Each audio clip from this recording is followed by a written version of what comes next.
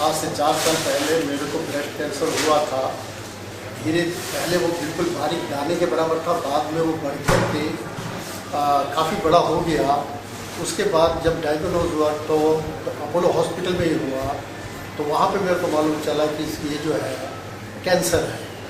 उसके बाद डॉक्टर चंद्रशेखर राव ने मेरा ऑपरेशन किया और बहुत सक्सेसफुल ऑपरेशन रहा। उसके बाद मैं डॉक्टर विजयानंद रेड्डी साहब के पास ट्रीटमेंट कराया, उन्होंने मेरा ट्रीटमेंट किया और मैं पूरी तरह क्योर हो गया। और इतना अच्छा रिस्पॉन्स डॉक्टर साहब से मिला कि मैं उसके बारे में कुछ नहीं भूल सकता।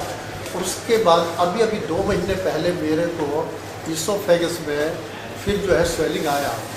स्वेलिंग आने से डॉक्टर रेड्डी साहब ने वो डिटेक्ट किया और मेरे को रेडिएशन दे करके और केमोथेरेपी दे करके जब बाद में सेकंड इंडोस्कोपी मेरा किया तो मैं बिल्कुल क्योर हो गया था। उसके बाद डॉक्टर रेड्डी साहब ने मेरे को बोला कि आप जो है इंटरनल रेडिएशन की वो सिटिंग ज़रूर लीजिए। मैं एक सिटिंग के टाइम में जब लेने लगा तो इजी हो गया, नाक से पाइप डालते उसमें तो इजी हो गया। लेकिन सेकंड टाइम में मेरे को पाइप नहीं जा सका तो मैं रेड्डी साहब को रिक्वेस्ट किया कि मैं अब ये ट्रीटमेंट नहीं लूँगा। लेकिन रेड्डी साहब ने मेरे को इतनी अच्छी तरह समझाया और उन्होंने यहाँ तक बोल दिया कि आप इंडोस्कोपी डिपार्टमेंट में मत जाइए, हम अपने ही डिपार्टमेंट में, अपने ही ऑन्कोलॉजिकल डिपार्टमेंट में अपने दूसरे डॉक्टरों के द्वारा आपके नाक में से ट्यूब डालेंगे। उसके बाद मैं फिर डॉक्टर रेड्डी साहब ने मेरे को जो है डॉक्टर नितिन मौर्य के पास भेजा। तो नेक्स्ट डे जब मैं उनसे मिला तो उन्होंने मेरे को इतना कंसोल किया कि आज तक भी मैंने इस प्रकार का ट्रीटमेंट डॉक्टर से कभी भी प्राप्त नहीं किया।